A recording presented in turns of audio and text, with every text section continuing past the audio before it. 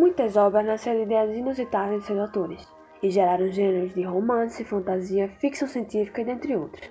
Porém, a arte nunca é solitária, então trechos destes livros sempre nos fazem remeter a outras obras, sejam filmes, séries, novelas ou até mesmo outros livros que já assistimos ou lemos. Porém, uma obra mais melancólica do que a que foi baseada em fatos reais. Então hoje, eu, Júlia Arruda, juntamente com Danilo Ávila, Juliane França, Mariana Clara, Luna Lopes e João Clécio, vamos contar e analisar uma história de uma obra que se iniciou em algum fatídico dia, e que, possivelmente com apenas um lápis e um papel, Raul Pompeia sentou-se em frente a uma escrivaninha e começou a escrever ela, no qual foi nomeada futuramente de O Ateneu.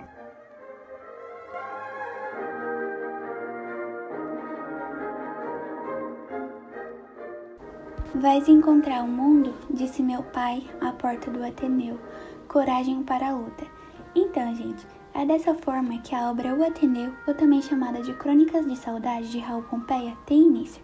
A obra ela foi publicada nos folhetins no ano de 1888 e ela narra a trajetória de Sérgio durante o período que estudou no Colégio Interno Ateneu. E como a gente pode ver, a abertura do livro ela indica o quão importante é para a família do jovem que ele ingresse nesse colégio, pois tal evento seria o marco do fim de sua infância para o início de sua maturidade, deixando assim um berço da família para vivenciar a educação moral e disciplinar, com o objetivo principal de se tornar um grande homem. O autor Raul Pompeia, ele nasceu em Angra dos Reis em 1863, mas quando ainda criança, ele foi morar na cidade do Rio de Janeiro. Raul se formou em Direito na Faculdade do Largo São Francisco e foi nomeado diretor da Biblioteca Nacional. Foi um escritor brasileiro e as suas obras elas envolvem o movimento realista e naturalista. E em sua trajetória de vida, ele foi jornalista, contista, cronista, romancista e orador. Ele também foi um dos maiores e relevantes representantes do realismo no Brasil, juntamente com os famosos Aloysio de Azevedo e Machado de Assis. Porém, infelizmente, o fim de sua vida se deu em 1895, quando suicidou-se na frente de sua mãe. E qual a relação de Raul Pompeia com o livro?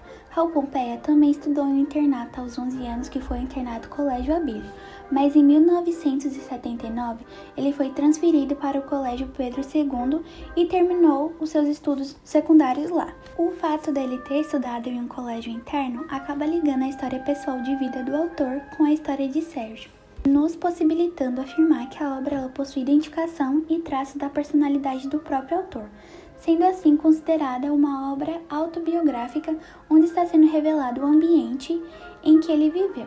A narrativa é acompanhada por uma descrição através de observações detalhadas e crítica à sociedade, disciplinas, moralismo e a modelos de colégios internos existentes no século XIX. A história se passa no século XIX no Brasil e tem como espaço o Rio de Janeiro, mais precisamente o bairro do Rio Comprido. O Ateneu é uma obra rica em detalhes e, para tornar mais fácil seu entendimento, é necessário compreender o que ocorria na época de sua publicação. No mundo, a segunda fase da Revolução Industrial atingiu mais lugares. A eletricidade, o motor a explosão, a locomotiva a vapor e diversos materiais foram desenvolvidos nesse período. No Brasil, a sociedade caminhava para grandes mudanças sociais e econômicas. A Guerra do Paraguai, a abolição da escravatura e a proclamação da República foram os 3 acontecimentos que marcaram o período de vida de Raul Pompeia. O Ateneu, por exemplo, foi publicado justamente no mesmo ano que o Brasil aboliu a escravidão. O século XIX foi marcado pela falsa estruturação do sistema educacional brasileiro, principalmente dos colégios internos frequentados pela elite. Internatos onde a educação era composta por modelos severos e regimes autoritários, onde a educação moral rígida era vista como objetivo final da escola.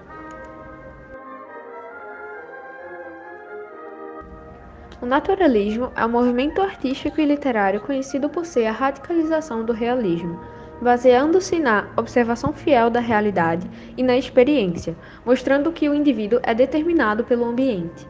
As características principais desse movimento são o erotismo, a aproximação do comportamento humano à natureza animal, a descrição do instinto e exploração de temas como a homossexualidade. Raul Pompeia tornou-se um dos principais representantes do naturalismo no Brasil. Portanto, o Ateneu está estruturado sobre a teoria determinista de que o meio em que vivem os personagens é responsável pela formação de seu caráter. O romance revela características naturalistas ao subjugar o personagem às regras do meio, que frustra, intimida e coloca os internos em contato com a homossexualidade. Além disso, o colégio pode ser entendido como uma alegoria à moral falida do sistema político e econômico da época, a monarquia decadente. No caso dessa obra, Sérgio, o protagonista da história, recebe a má influência de seus colegas da escola. Dessa forma, o ambiente escolar é retratado como um espaço degenerante, onde a criança perde a inocência para ingressar na vida adulta.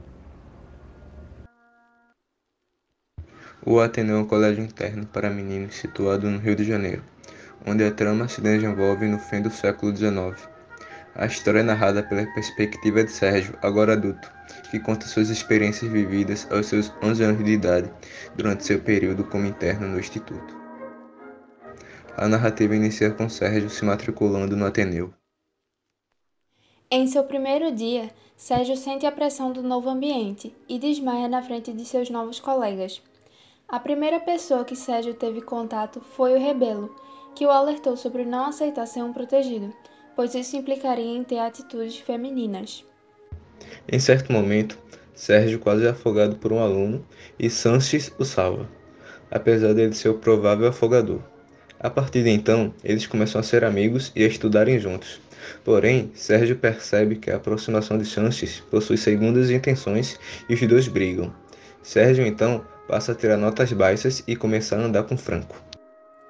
Em determinado momento, Franco joga pedaços de vidro na água com a intenção de machucar os outros alunos. Embora não tenha participado, Sérgio viu o que o amigo fazia e se sentiu culpado. Foi então para a capela orar para aliviar o sentimento, mas, mesmo assim, também leva a culpa. Nisso, Sérgio se aproxima da religião, mas logo se revolta contra Deus, pois suas notas continuavam baixas. Em certo dia, um funcionário mata outro no Ateneu por interesse em Ângela, e um bibliotecário da escola imobiliza. Esse bibliotecário era o Bento Alves, que não recebia tanta atenção até o episódio onde foi dito como herói. Sérgio passa a se aproximar do Bento, e os dois iniciam uma amizade, a ponto de Bento ir visitar em sua casa. Porém, Bento passa a fazer investidas em Sérgio, e, ao contrário do que fez com Sanches, Sérgio acaba cedendo. Essa atitude desperta ciúmes em Sanches, o que acaba gerando uma grande confusão, e Bento briga com Sérgio e termina sendo expulso do colégio. Sérgio se aproxima então de Egbert, sua única amizade sincera e sem nenhum interesse envolvido. Paralelamente, Franco vai a óbito por uma doença misteriosa, junto a maus tratos do colégio. Sérgio acaba adoecendo e fica sob os cuidados de Dona Emma, esposa de Aristarco. Com isso, começa a despertar no jovem um amor platônico pela mulher, e Sérgio esquece Egbert. Em certa manhã, o Ateneu aparece em chamas. Sérgio consegue escapar do fogo e a Dona Emma desaparece misteriosamente. Acabam descobrindo que o incêndio foi causado provavelmente por Américo, um recém-chegado que não se conformava em estar naquela situação.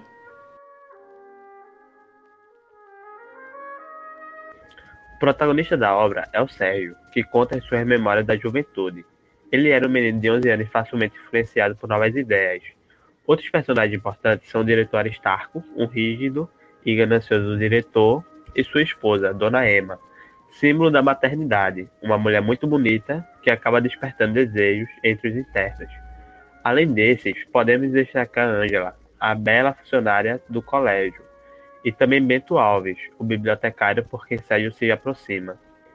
Dentre os alunos do colégio, podemos citar Rebelo, um estudante muito aplicado, Sanches, o primeiro amigo do protagonista e aluno intimidador, o Franco, aluno travesso que recebia duras punições, e Barbalho, o personagem que praticava o que chamava de bullying com Sérgio. Além desses, outros personagens importantes são Barreto, um colega beato de Sérgio, Egbert, garoto que nutre a mais sincera amizade pelo protagonista, e Américo, o aluno considerado incorrigível que causa problemas no final da história.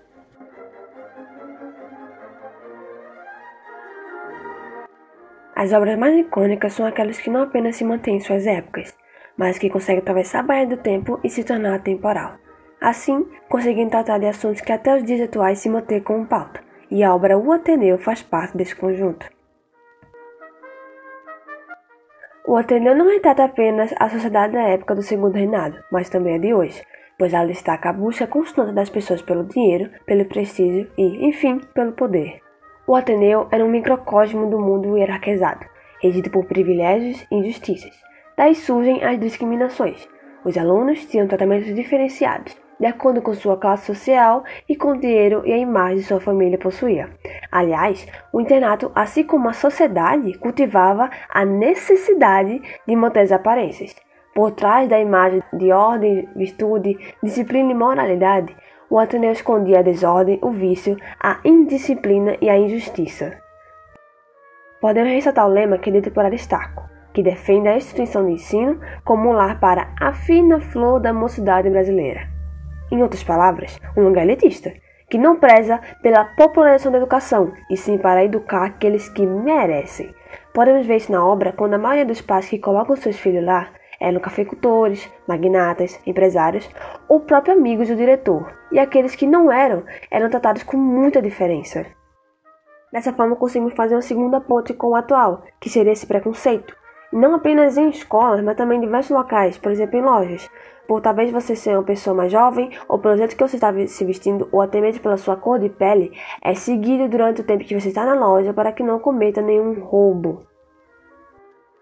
Outro ponto são as questões como o homossexualismo e o despertar sexual, que é abordado de forma perceptível, porém muito sutil na obra. E como sabemos, tais assuntos são mais do que muito abordados atualmente, sendo pauta em diversos nichos. Assim como muita coisa na sociedade atual funciona baseada em imagem, no Ateneu não era diferente. Para esconder as injustiças e manter a boa imagem, foi necessária a corrupção, pois como o centro de tudo é o dinheiro, Aristarco utilizasse da lei do mais forte, ou seja, do mais rico, para conseguir o que quer, e logicamente o mais poderoso dentro do internato era ele próprio. Podemos concluir então que a cidade não mudou muito, pois podemos comparar o Ateneu tanto com a cidade da época quanto com a de hoje.